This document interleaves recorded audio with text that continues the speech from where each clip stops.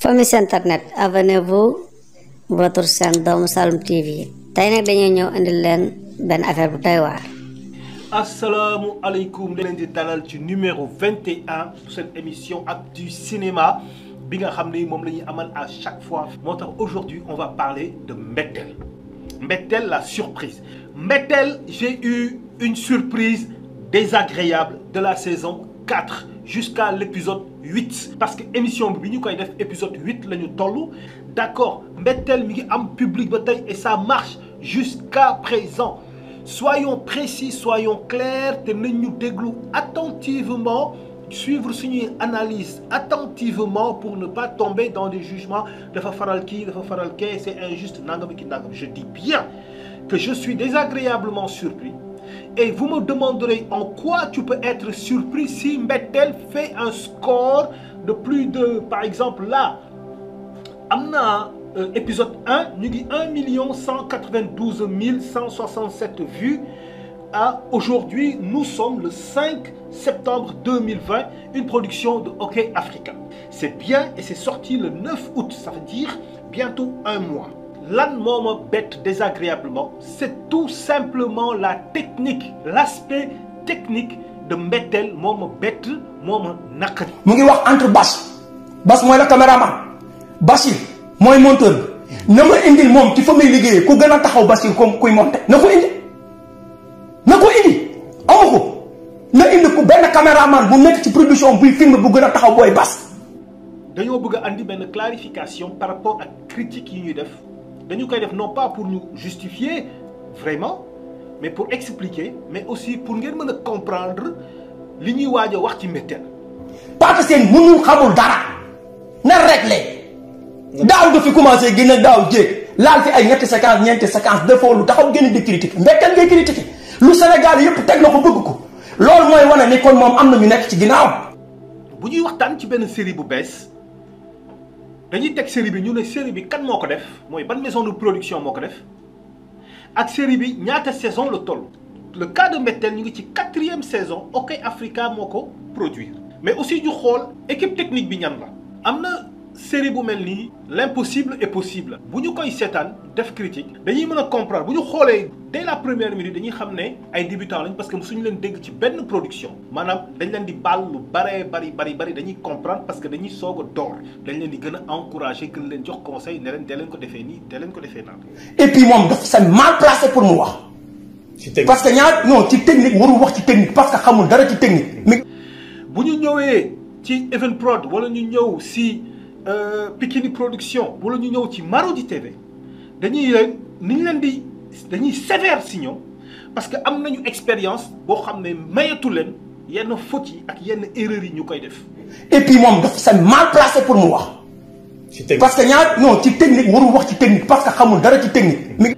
c'est le cas de Mbettel moo tax ma ne Mbettel bett na ma saison 4 saison 4 ça veut dire après presque 5 ans de production Mbettel ils ont la même équipe de production bi nga xam ni ñoom ñoo produire saison 1 ba saison 4 ñoom ñoo ko tourné on connaît Bass Diallo bi nga xam ne weeru koor bi ñoom mën ñu xoog weeru koor gi ak kër gi ñoom ñoo ko def moom moo ko cadre da nga gis Bass Diallo am na Demba Thiam c'est le preneur de son. kan moo xamul Demba Thiam dans le milieu cinématographique on le connaît bien il y a Bachir Kane monteur nga xam ne c'est le chef monteur.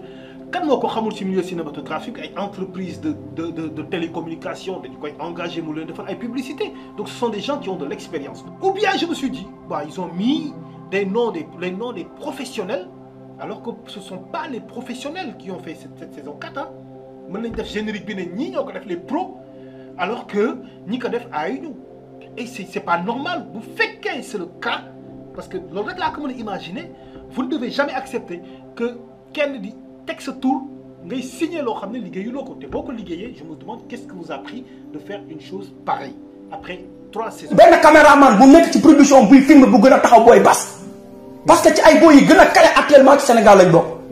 Badou Ndiaye miy réaliser lu ëpp sama ñaata film Badou Ndiaye mooy réaliser son film yi yow mën nga nangul nit ci 20 film yu mu def nga ñëw benn ngeen da nga koy critiquer ci côté technique kon am na lu la déranger. moo tax tey. su ñuy waxtaan ci Mbettel on ne sera pas indulgent on ne sera pas très doux comprenez-nous léegi nag pourquoi tey suñu paree dinañ ma wax lu tax saison boo defee mbetteel saison 4 nga ne baaxul jusque là te pourtant ñu ngi am score bu baax. La bonne et simple raison c'est ceci: audience bi ngay am n'est pas forcément liée à l'aspect technique. du forcément ne technique bi moo baax moo tax public bi di la seetaan, bu technique bu bonee public bi du la seetaan, déedéet. Ce n'est pas lié. ci la ñuy ñëw ci explication bi may joxe pour ngeen comprendre ne benn série mën na bon fekk mu ngi am public, mi ngi am résultat yu bëri ba yow mi nga xam ne yaa ngi koy produire, yow mi nga xam ne yaay fan su série boobu. parce que mbetteel moo ko dérangé parce que succès bi mbetteel def moo ko def. mbetteel toog na un an 6 mois dawul yaakaar naa ne mbetteel bu diffusé du am sax 200 000 vues mais daf koy romb. ku wax ci série bi nga mer naan en tout cas mi ngi liggéey am na public, am na résultat, moo ñu andi ci lii ngeen di gis nii. personnellement maa ko imaginé moom la ñuy moom lay appelé le schéma de la case. bu ngeen gisee tableau bi bu ngeen ko seetloo bu baax public u Sénégal naka la tëddee ak producteur bu waree def production bu bees bu xoolee case bi dina xam ban yoon lay jaar pour produit wam dox. da ngay gis déjà kër gaa ngi nii mooy public bi, mooy le public bi yëpp ñi di seetaan ñëpp ñu ngi nii. ci boppu case bi mooy xadd gi nii dafa rouge ma bind si les techniciens yi ñoo nekk ci kaw. producteur dafa yor benn produit boo xam ni moo nekk nii mooy moom laa dessiné comme rigolu ndox SDE. producteur bi mooy SDE buy pomper ndox bi mooy produit bi, film bi muy def série bi da koy jaarale suuf muy yéeg nit ñi di ko consommer moo tax ñuy wax à chaque fois li suñu réalité li société bi di dund yii saa yoo ko defee ci sa série da ngay am public bu rëy.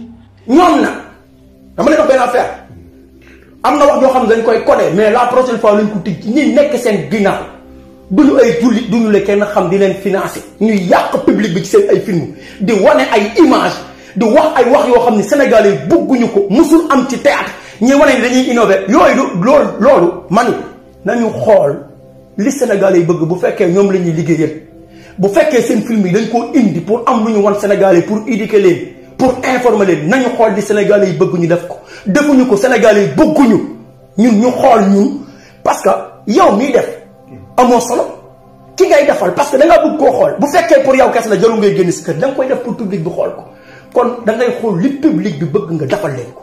d'accord foofu la mbetteel réussir moo tax mbetteel day am ay score yu baax a baax kon nag dama leen di prouver aujourd'hui pourquoi mbetteel m'a désagréablement surpris à la saison 4. parce que mbetteel moo ko dérangé parce que succès bi mbetteel def moo ko def mbetteel toog na un an 6 mois dawul yaakaar naa ne mbetteel bu diffusé du am sax 200 000 vues mais daf koy romb. image, teinte, décor, y a maquillage, y a presque rien qui va. mi ngi wane ay leneen di wax ci côté maquillage lan la xam ci maquillage Pathé Sène lan la xam ci maquillage moom góor la wala jigéen la moom dafa ñëw ci suñu production ba xam lu fa xew. du ma wax ci scénario je suis très prudent ci wàllu scénario je pose des questions plutôt que may attaquer scénario damay laaj chaque fois boo seetloo mais du ma attaquer scénario parce que xaw ma fi waaj jëm ci écriture am. bon côté scénario bi amul ma ci wax ndax xaw ma exactement fan la scénariste bi jëm donc dafa xam nu mu fay wax. d'accord li muy wax moom maîtriser wu ko na bàyyi. kon nag damay tegee scénario bi ne le ma wax ci maquillage wax ci décor wax ci couleur wax ci séquence yi wax ci éclairage ba wax ci ni ñuy dugalante montage ni ñuy dugalante séquence yi.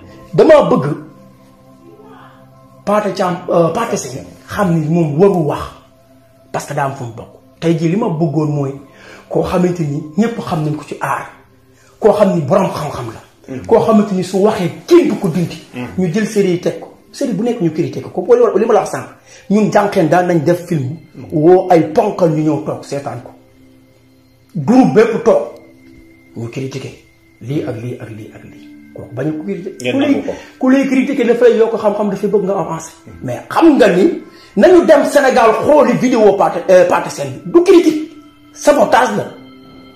engagé nit ki la pour jéem a yàq nit ñi mënuñoo yàqal dara ñun suñu mbir fa mu lonk ñoom xamuñu ko. D'accord. ñun ay taalibe lañ ay jullit lañ. On va aller dans les détails. Donc pour commencer maquillage ci biir série bi damay jël benn exemple mooy Léna mais fii du yow Léna yaay problème bi de mais ce maquillage mooy problème bi mais c'est pas dû à toi c'est dû à la maquilleuse. mi ngi wane ay Léna di wax ci côté maquillage lan la xam ci maquillage Pathé Sène lan la xam ci maquillage moom góor la wala jigéen la moom dafa ñëw ci suñu production ba xam lu fa xew.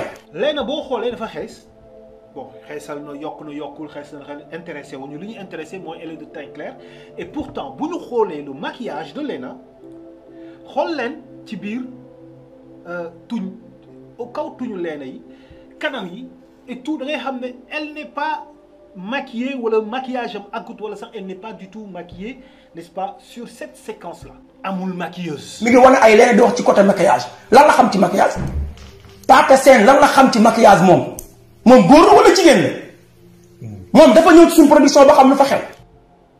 bu ngeen ma waxee da nga fekkee woo ko et puis j'ai pas besoin d'aller sur le plateau de Mbettel pour xam ndax am na maquilleuse wala amul maquilleuse j'ai juste lu générique fin bi gisuma si maquilleuse gis naa preneur de son gis naa éclairagiste gis naa ay remerciements sax gis naa réal gis naa écriture tout mais j'ai pas vu maquilleuse kon amul maquilleuse. moom dafa ñëw ci suñu production ba xam lu fa xew. moo tax ma ne c'est une erreur ni ñu lijjantee cadreur noonu nga war a lijjantee maquilleuse bu doon ab débutant la série bi soo ko commencé producteur bu ndaw bu amul xaalis mën nañ ko baal conseiller ko mais yow duñ la ko baal Mbettel parce que yaa ngi 4e saison xam nga luy maquillage. Pathé Sène lan la xam ci maquillage moom góor la wala jigéen la moom dafa ñëw ci suñu production ba xam lu fa xew. d'accord naa Pathé Sène def critique mais bu def critique na teg série yëpp. série boo xool peut-être war nga ci mën a wax dara ñii seen scénario am na lu ci am problème ñii peut-être seen technique mën na am problème mais nga teg série yëpp mais yow nga ni Mbolodi li mu def yëpp gonga yow yaa wax gonga parce que fa nga bokk est-ce que ñun wax nañ gonga ñun. encore une fois entre parenthèses je parle techniquement aspect technique laay wax waxuma aspect grand public score baa ngi fi techniquement lay wax te dafa am importance moo tax ñu naan niveau bi yéeg na mais Mbettel niveau bi dafa wàcc. parce que Mbettel moo leen arrangé wul mais Mbettel day dem ma ni bu fekkee dañoo xeex Mbettel ci baatin mënuñu ko téye ñu dem ba toll foo xamante ni nag agression verbale moo des pour nga attaquer nit ñi non dañ lay wax nga arrêté parce que ñun dépassé nañ loolu. bu ngeen seetloo dafa am série yoo xam ni dañuy def ay séquences donc disons benn épisode de 30 minutes 10 séquences ça fait épisode bu nekk séquence bu nekk 3 minutes alors monteur bi wala réalisateur bi.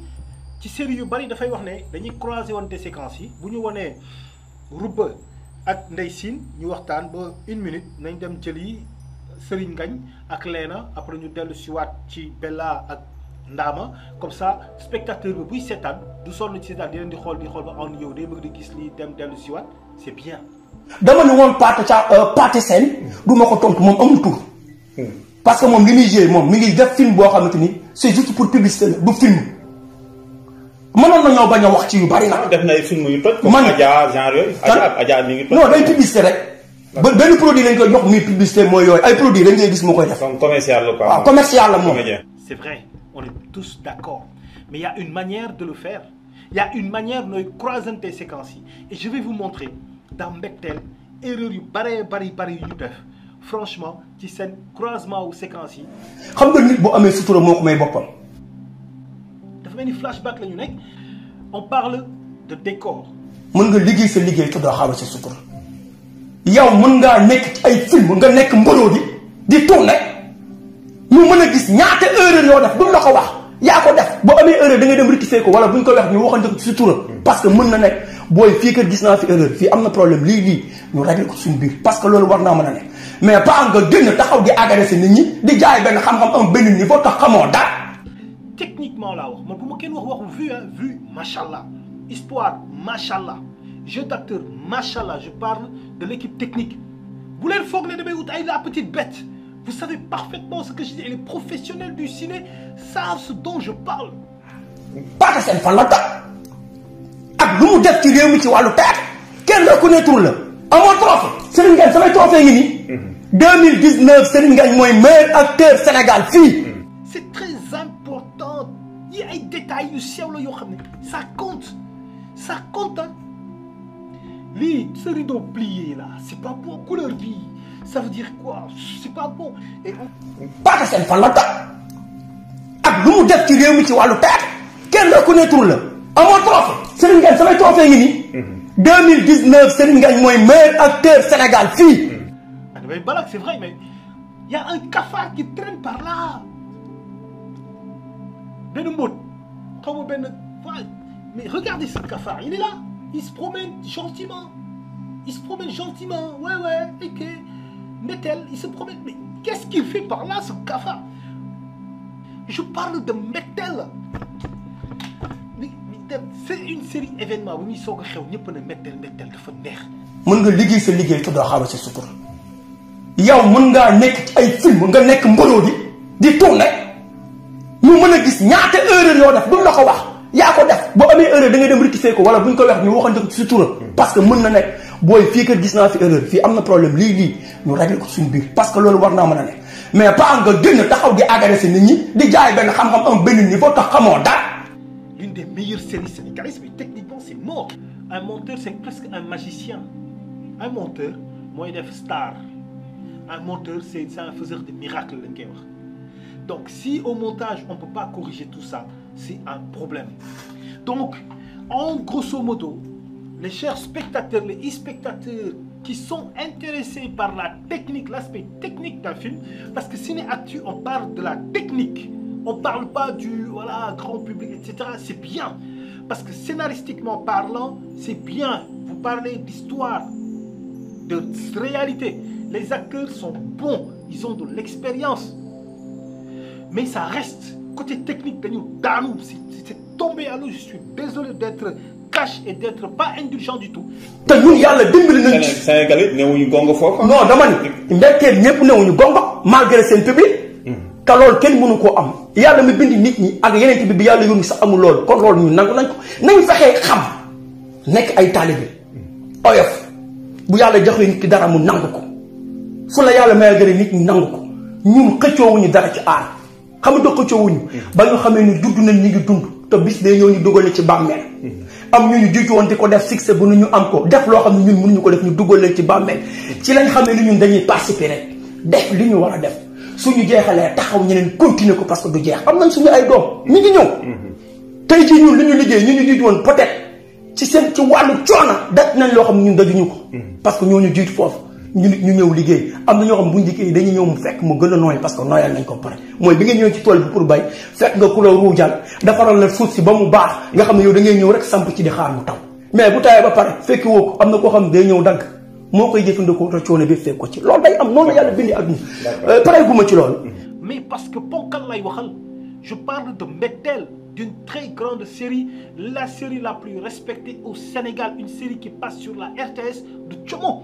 Mais techniquement parlant, soyons honnêtes, sérieux, que c'est pas bon, c'est mal parti pour la saison 4.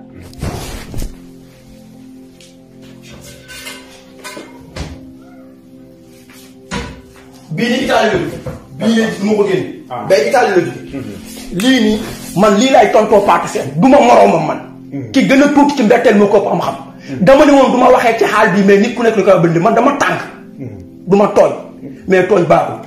tax ma wax ko lu gën a yomb moom li muy def ci production moom pour nit ñi xaar ko li muy def ci production pour adduna seetaan leen Mbetteel defu ko yow mos ngaa gis Dakar ba gis benn panneau ñu ne Mbetteel la ngi ñëw mos ngaa gis ñu def ay publicité wala def sax benn cocktail wala dara pour ni Mbetteel day commencé des fois dañ koy bëgg a def sax ñu ni jaru ko parce que xam nañ li ñu yor te du tere public bi dañ koy fekk ji ma ne boo yoree lu baax nit ñi fekk si la moom xam na li tax muy sonn pour jaay produit de beaucoup de choses en tout cas. su fekkee dafa bëgg buzz nag moom dafa bëgg buzz bëgg koo seetaan mu xool xamul fu muy amee buzz mu ne naa laal Mbetteel ndax public bi dugg ñun yooyu yëpp comprendre système yooyu mën nañ laa off duñ la tontu mii laa ngay wax mais dañ lay xamal ni su fekkee da ngay tooñ ñu la dàq tooñ ñoo fi nekk su fekkee da ngaa mën a yàq ay yàqkat dañ fa yow mais bokkuñu ak yow intention ñun ay liggéeykat lañu sa genre site boobu nga am di ci ut ay buzz wala nga ci ut ay weccit ay vie yooyu soo bëggee buzz Pathé Sène da ngay dem nga liggéey nga def succès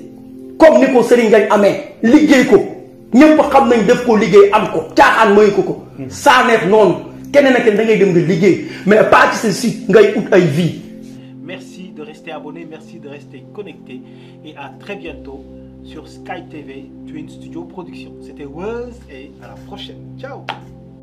parce que bu ñu fi jógee dama koy may moom Pathé Thiam ci kattanu yàlla ak mbaaxam ci barke Cheikhou Tidiane dama koy may moom buzz damay wax Sénégal yi nañ dem xooli vidéo bi Pathé Sène def man sax mënu ma wax turam lii tax ma waxee nii nañ dem xooli ko ci site moom parce que loolu la bëgg pour ma génn wax Ndeye Ndiaye génn wax pour nit ñi xool ko moo am buzz nañ dem xool ko mais li muy wax amul sens amul xam-xam li muy wax tegu ko fenn te moom warul bu amul xam-xam sax warul wax ndax waroo fekk ñaar ñuy xeex kenn ki di sa rak ngay am benn position booy taxawee ba pare bëgg a wax dëgg mënul nekk olof nee na ku say noon seede say jukko ñaaw Pathé Sène matoo seede ci lii ñuy def na ko keneen def te bu koy def mu matale ne jël série yi di teg c'est bon série bu nekk ñu xool ni lii am nga ko lii amoo ko parce que loolu boo ko defee da nga yokk nit ki ci wàllu liggéeyam mu gën a pousse li muy def mais pas jël sa yëpp làq sa ginnaaw jël yëpp jàmbu teg di critiquer non te ki ko war a def du yow parce que amuloo xam-xam bi loolu laa la bëgg a wax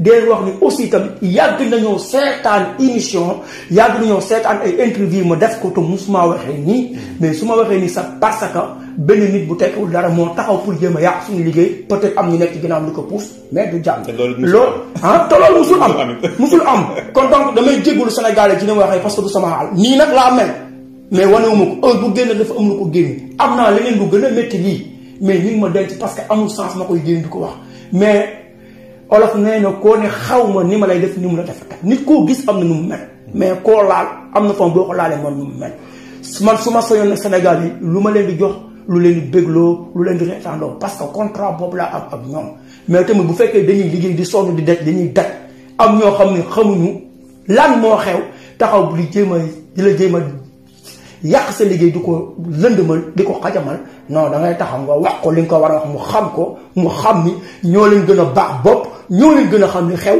te duñ ñu jàngal dara ñoo leen di jàngal mais duñ ñu jàngal kon donc loolu laay wax Sénégal yi moo tax mu waxee nii nag mais nu ñu ma jéggal ci xaal bi